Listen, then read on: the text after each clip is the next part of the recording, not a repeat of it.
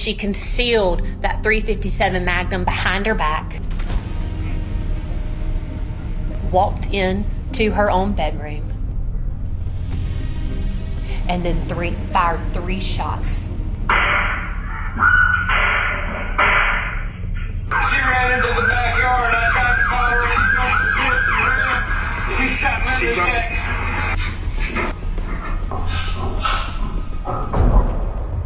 This is 14-year-old Carly Gregg, a young girl whose life was tragically cut short in a horrifying act of violence. On March 19, 2024, in Brandon, Mississippi, Carly Madison Gregg, a 14-year-old girl, committed an act that defied understanding. Her mother, Ashley Smiley, a beloved school teacher, and her stepfather, Heath Smiley, who treated Carly as his own daughter, had no reason to anticipate the deadly events that would soon consume their home. That afternoon, Heath Smiley made a frantic 911 call, his voice barely comprehensible through sobs and hysteria, reporting that his stepdaughter had shot at him and that something terrible had happened to his wife. As the dispatcher tried to calm him, Heath discovered his wife's body lying on the floor and screamed in disbelief and agony, realizing she had been killed by the very daughter he had cherished. Calm down. What's your name? Heath Smiley. Okay, calm down for me. Give me your name again. Heath Smiley. Heath Smiley? Yes, sir. All right, mister, what's your phone number you calling me from?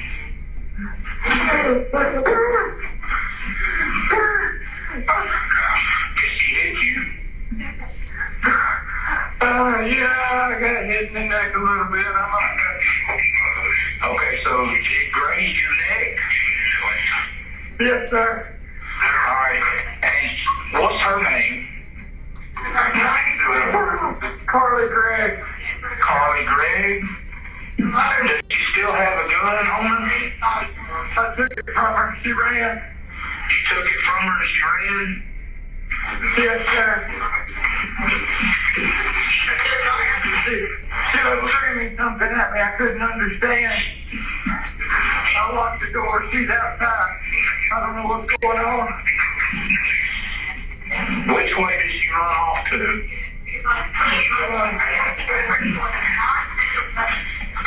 She ran into the backyard. It went over a fence. Ran into the backyard and went over your fence. Yeah. What is she wearing? T-shirt, gray shirt and some jeans. Gray shirt and jeans? About how tall is she? 5'2". About 5'2"? What color hair? Brownish, short hair. The back door, she opened fire on me. And was just screaming.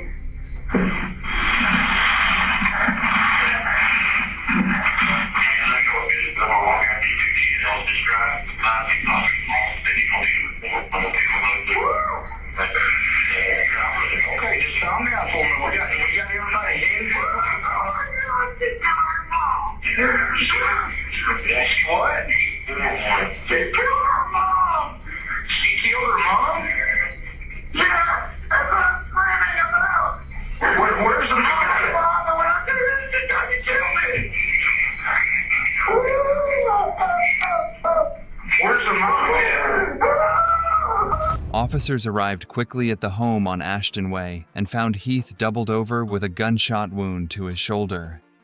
Inside the house, they discovered Ashley Smiley dead, her life violently taken by her own daughter. Carly's actions were deliberate and disturbingly calculated.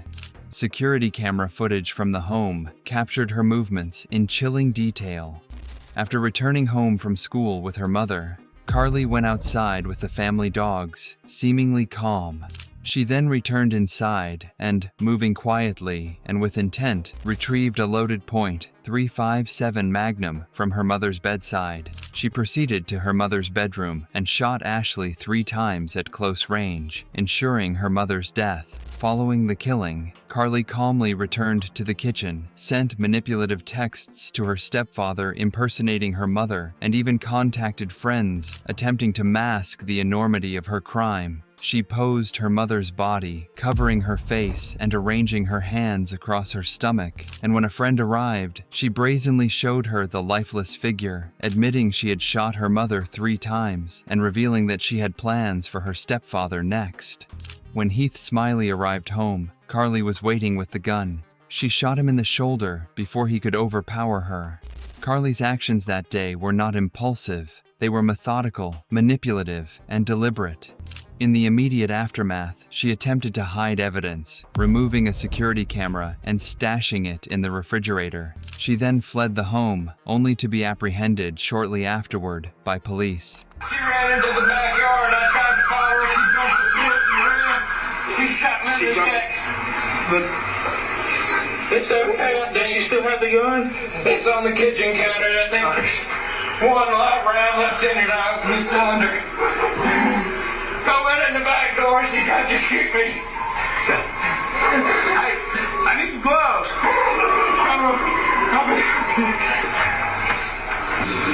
What's her name? Carly Gregg. Carly Gregg? How old is she? 14. She'll be 15 next month. Okay.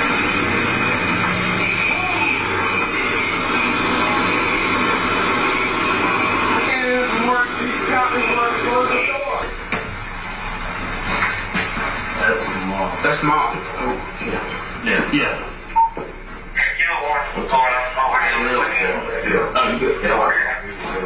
No, mom and dad both got it. Mom and dad both what? Got hit. Okay. And Dad's got it through and through in the shoulder. He's already in the ambulance. Was it the 14-year-old? Yeah, the 14-year-old. Where is that? Yeah, I found that on the way here. Yeah. It's 40. Handcuffed. All right, sweetie. Look. Let me step out real quick for me. All right. Hey, so what I'm going to do is I'm going to move on around to the front of you, okay? I'm going to move the handcuffs around to the front of you. Okay. All right. All right, so what we're going to do here is we're going to swab your hands, okay? Right. And I'll ask you a bunch of questions, but obviously you fired with a pistol, correct? Yes, sir. Okay. Alright, look. I need you to hold your hand out like this. I'm going to do your right hand first, okay? That's your right hand. You hold it like that.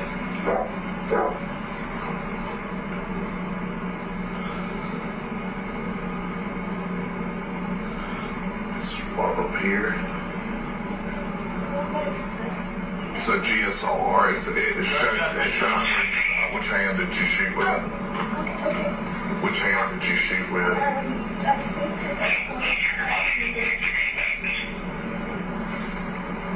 Alright, I'm going to go up. flop the hand, turn the hand over, Turn it over. and rub on the outside part around the knuckles.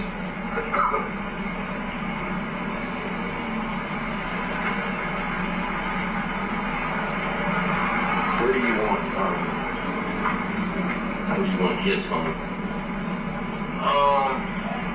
I guess you can put it in my vehicle with my key in. The key fob is in my left pocket.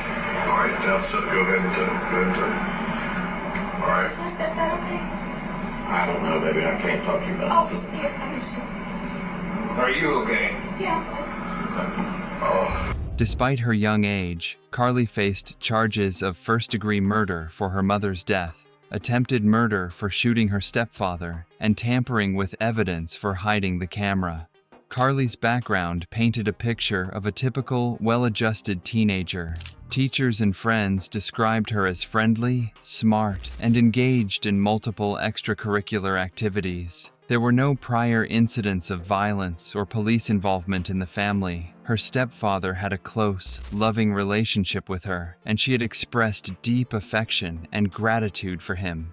However, in the months leading up to the crime, Carly exhibited troubling signs of mental health struggles. In the fall of 2023, she began showing symptoms of depression and anxiety, including insomnia, racing thoughts, and intrusive ideas. She was enrolled in therapy in December 2023 and started on Zoloft in January 2024 to manage her mental health, but she reported feeling numb and disconnected, prompting her doctors to switch her to Lexapro in March. This medication adjustment appeared to exacerbate her instability, leaving her more agitated and unpredictable. We're here because on March the 19th, 2024, Carly rode to school with her mother that day. Ashley was a school teacher at Northwest Rankin, taught geometry. Carly was in the 10th grade. You'll hear that morning, she got in a little altercation with one of her friends, cussed him out. But what you'll hear, ladies and gentlemen, from the testimony of this friend is that he was so worried about Carly's use of smoking marijuana, and so worried about her being high, and so worried about her having these burner phones that her mom didn't know about, that he felt compelled to tell Miss Ashley Smiley that day. Ladies and gentlemen, after the incident with Carly that morning, you'll hear that he gets in touch with another friend, and he's like, hey, you got to keep her distracted so I can go tell Miss Smiley what's going on. Ladies and gentlemen, this friend cared about Carly. He was like, I gotta intervene. I gotta tell her. I'm afraid of what's happening.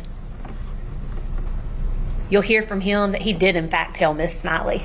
That after 4th block that day, he goes and he tells Miss Smiley, hey, Carly has got these vapes. She's got this phone. Ladies and gentlemen, you'll hear then that Carly Gregg rides in the car home with her mother from school to their house. They leave school sometime after 3:30. They get home a little before 4. You'll hear that when they get inside the house, it's only their 2 dogs, Ashley Smiley and Carly Gregg.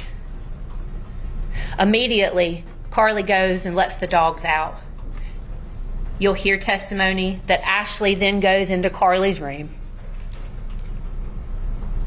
You'll hear that while Ashley is in her room, that Carly's still outside. At some point, Ashley finds what law enforcement believe to be the 4 boxes that contain vape pens.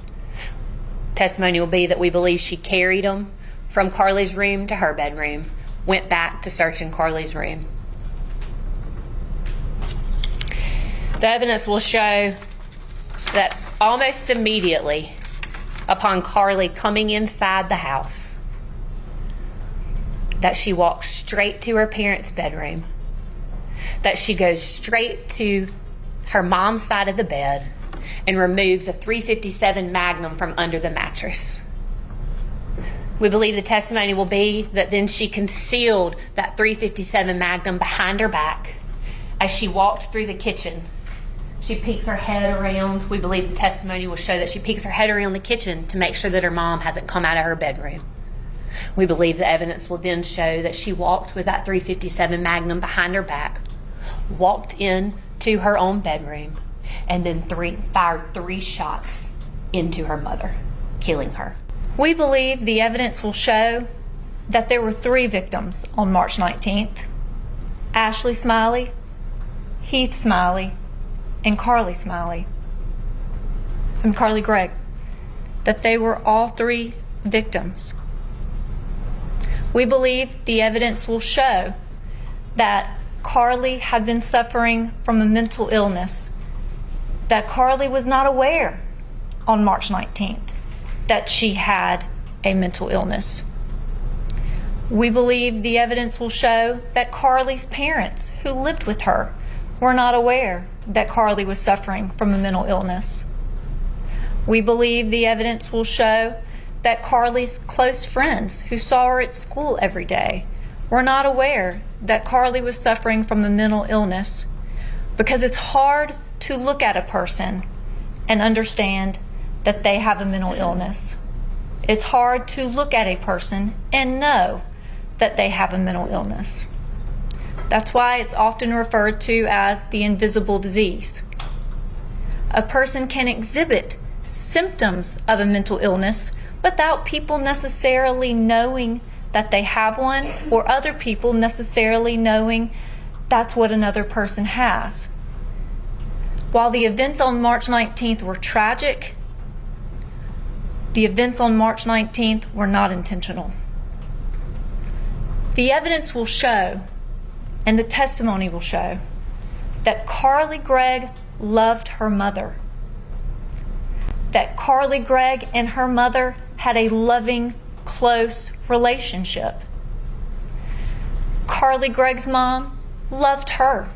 In fact, her life revolved around Carly, as parents' lives often do revolve around their children. Carly very much wanted to please her mother. Carly was an exceptional student, made a 30 on the ACT when she was 13 years old. She was the apple of her mother and her stepfather's eye.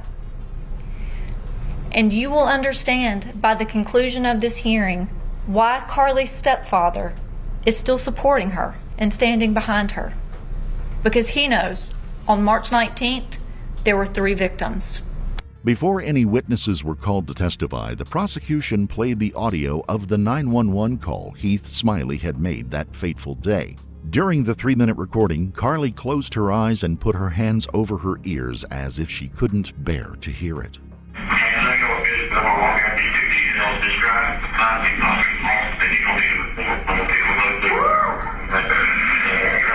Okay, just calm down for me. We got everybody headed. She what? She killed her mom. She killed her mom? Yeah, that's what I'm screaming about. Where's the mom? Mom, when I do this, she doesn't kill me. Where's the mom? Carly also had a family history of mental illness, with her biological father having a documented history of schizophrenia and bipolar disorder, raising concerns about her vulnerability to similar struggles. Despite these mental health concerns, Carly's actions on March 19th were deliberate, raising questions about her awareness of right and wrong. While her defense argued that she experienced a psychotic break and could not comprehend her actions, prosecution experts and evidence suggested otherwise. The video footage showed her calm, collected, and manipulative throughout, from sending texts to her stepfather to arranging her mother's body and interacting with friends. Witnesses described Carly as terrified after the shooting of her stepfather, yet there was no indication of dissociation or psychosis during the commission of the crime. Psychological evaluations diagnosed her with bipolar II disorder and episodes of depression, but experts testified that her behavior that day did not meet the legal standard for insanity, and she understood the nature and wrongfulness of her actions.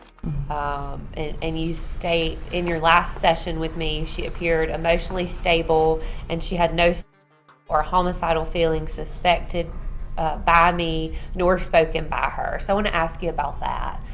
You said that she didn't tell you about any feelings, but you didn't think that there was anything like that going on either. No, that's correct. And then you also noted that she did not indicate that our week was negatively affecting her. Correct. What did you mean by that? Well, anytime that a person's prescription meds change, you need them to be very concerned about side effects, feelings of things of that sort. And so I wanted to follow up and make sure she wasn't experiencing negative reactions regarding that. You also said that, nor did she appear different from any other sessions, nor emotionally unstable or dysregulated. Can you talk about what that means? Yes, just kind of basically what we said, that was on the first part of each of my sessions. Like, she seemed very oriented to time and space and didn't seem to have erratic speech, loud speech, to be overly angry or overly happy, just, a normal situation, observance of her.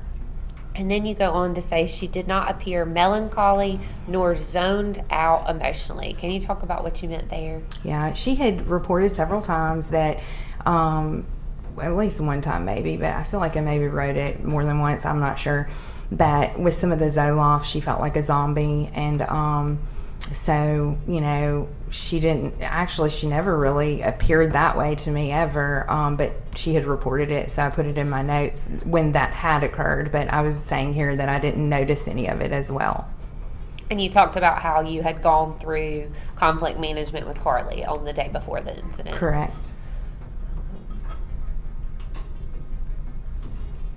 I think you also talked about kind of what you observed between Carly and Ashley's relationship. Can you talk about why you thought that was important to put in your record?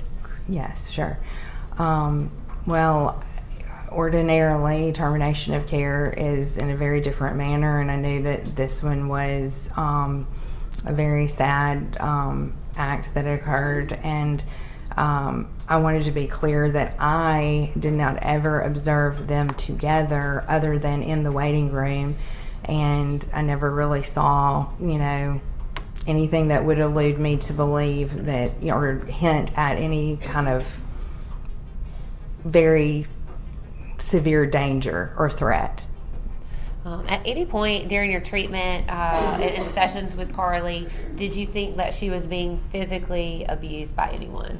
No, never. In fact, I asked several times about the stepdad, and I'm very confident in her response, verbally and non-verbally, that it felt very much to me like that nobody that she was living with had been abusing her. Now, her biological father, yes. And she described some incidents where he had been physical with Ashley as well. Mm-hmm. And then what about, I mean, I didn't see any note of this, but did she at any point ever report that she had been sexually by anyone? No, she told me she had not. Court's indulgence. No further questions, Your Honor.